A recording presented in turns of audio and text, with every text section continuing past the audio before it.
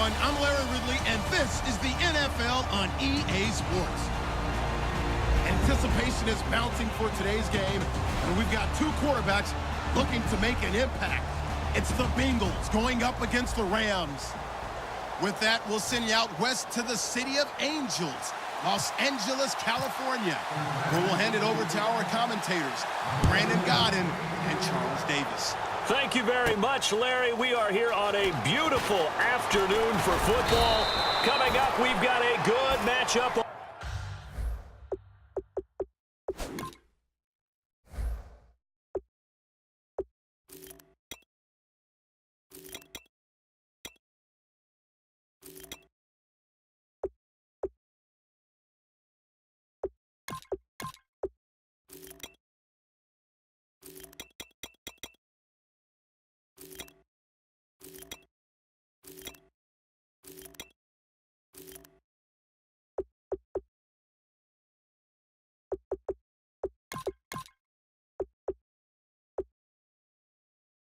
On tap between the Cincinnati Bengals and the Los Angeles Rams. Looks like the defense in press coverage here. They come out here in the eye. Now the first carry here for Todd Gurley. Takes it to the 26, just a 1-yard gain. Adam Jones, the longtime NFL corner, able to get him down. And this offense certainly hoping that a veteran wide receiver in Britt can set the tone here in this one. And we've seen better maturity out of him as his career has gone on, but no lack of speed. He can still get deep and hurt a defense. Give him 3 on the run there. Now they're looking at a 3rd and about 5. And the Bengals starting defensive unit now. Geno Atkins is an absolute force as a defensive tackle. Forces every offense that he plays against to alter their game plan. Third play here, this opening drive as they're up against a 3rd and 5.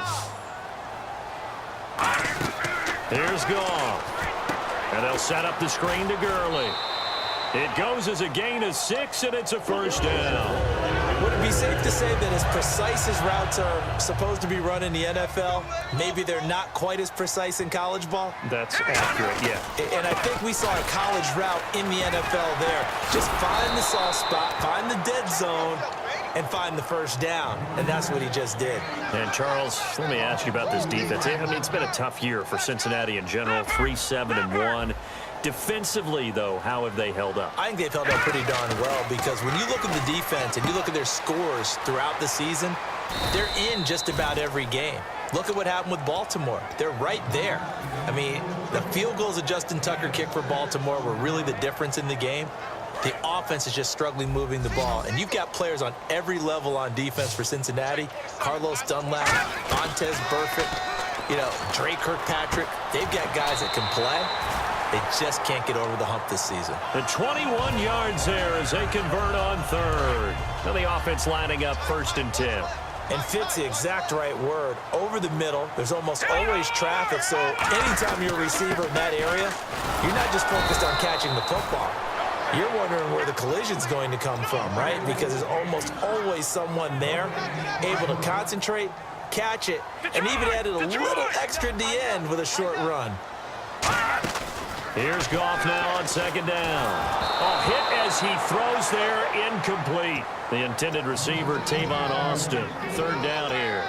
It's a tried and true formula, and I don't think it'll change for as long as we play football. If someone's trying to throw the ball and you can put pressure on them and make it tough, that's only going to help your defense. Yeah, he's since being hurried. He got rid of it before taking the hit, but incomplete. Now Goff, and he's going to be sacked. They sack him back right at the midfield stripe. So the Rams call on Johnny Hecker here to punt it away on 4th down. Back deep for the Bengals, Adam Jones. And this one's high, but not very far. Fair catch taken right at the 10-yard line. It'll wind up just a 35-yard punt, no return. And the Bengals will have a 1st and 10 from deep in their own territory.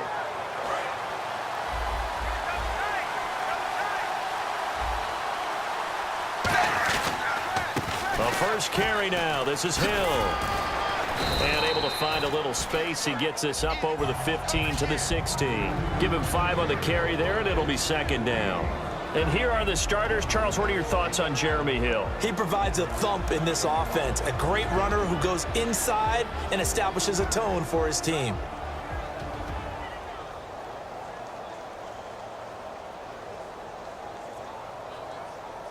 See if they stay on the ground for second down.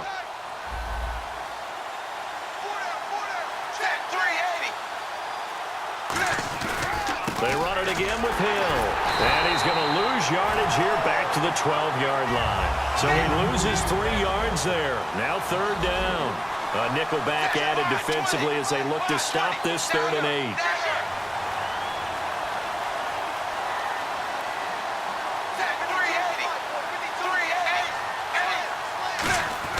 Third down, a shot here for Dalton. Steps away to his left. And he'll be hit as he releases it, and that'll fall incomplete. Putting pressure on the guy throwing the football is always good, but when you can couple that with contact on him that leads to an incompletion, as we just saw there, that's winning football.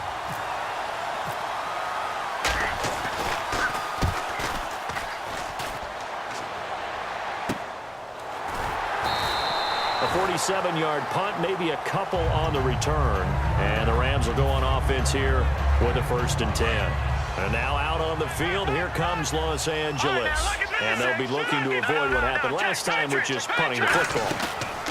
But when you look at how teams play the game, that complementary football comes into play. How do I take care of my defense? How do I take care of my offense? Well, the defense is taking care of them in a lot of ways. Now it's time for the offense to jump things up or defense out. Give them a little bit of rest. Yeah, time for them to give them a rest. You took the words right out of my mouth. Back live now to begin the second with Charles Davis, Brandon Gaudin. It's the Rams with a football to get us going. They've got it 2nd and 6 to start things out. They come out 5 wide, 3 of them to the right side. On second down, here's Goff. And this is incomplete.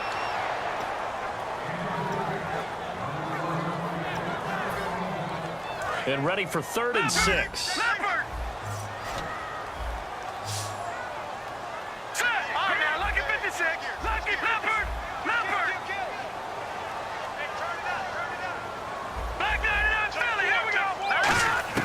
Throwing on 3rd, Goff.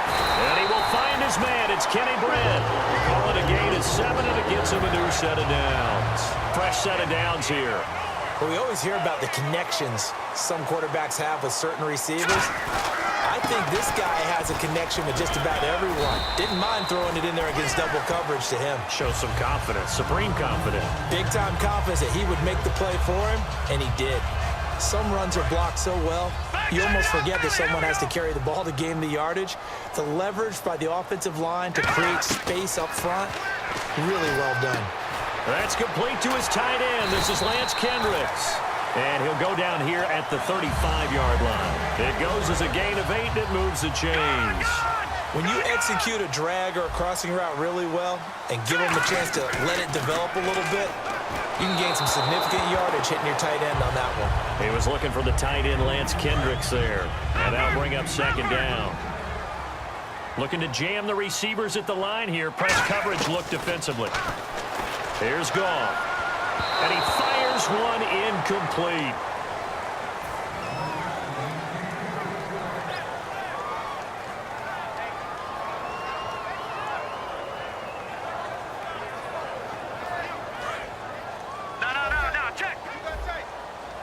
And a nickel look here for the Bengals as they try to defend this on 3rd. Goff now looks to throw. Got a man open. It's Brian Quick. And they convert on 3rd with a gain of 22. When I watched Jared Goff on tape at Cal, I saw a guy who wasn't just a dart thrower. You know, a lot of people said, he's perfect for the West Coast offense. I always thought he could do a little bit more, and that was the reason why. He can push it downfield. He has a good, strong arm. Over the middle, and it's incomplete.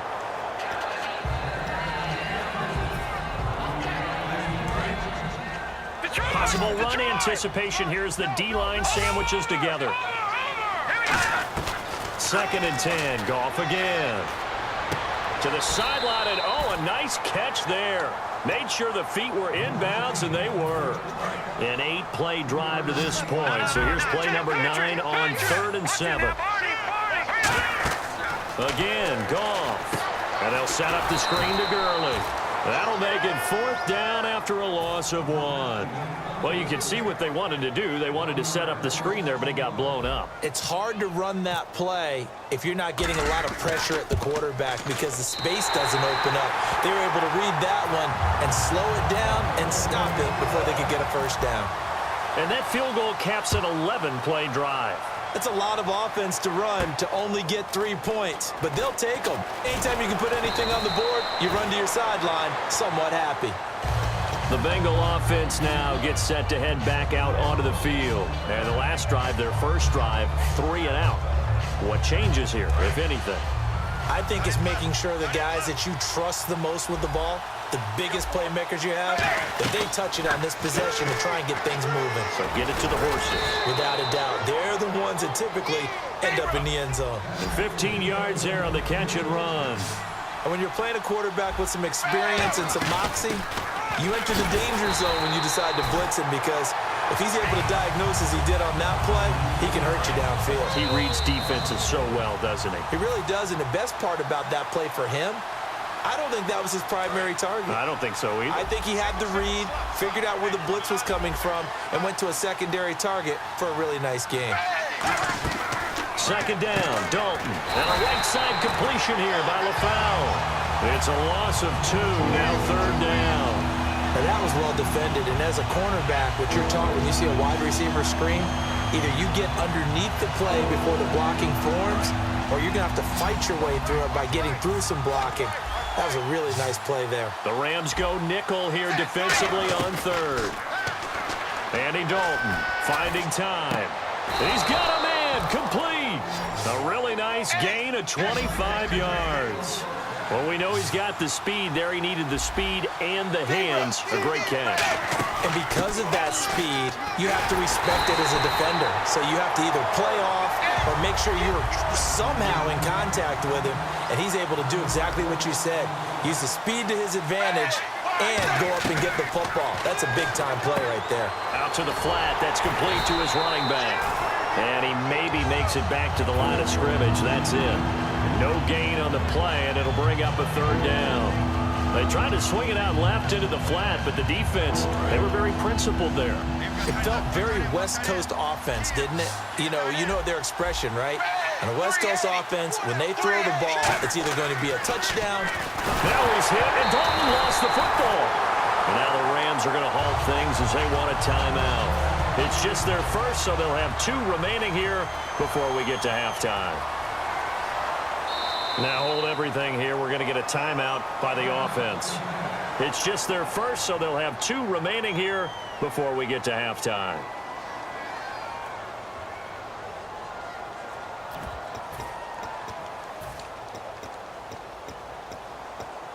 And how about this? 4th and long, and they're going to go for it. They send Green to the left on his own. And that is incomplete. So 17 seconds now on the clock here. And now out on the field, here comes Los Angeles. And this is a spot late in the clock near midfield, though. Maybe take a couple chances, see if you get in field goal range. You do that if you have trust. And this should be a position now where the great ones, they relish this opportunity to try and put points on the board. And he'll get this one down near the 20-yard line. Now whistles come in. We're going to get a timeout here by the offense. So that means they're down to 1 remaining here as we head toward halftime.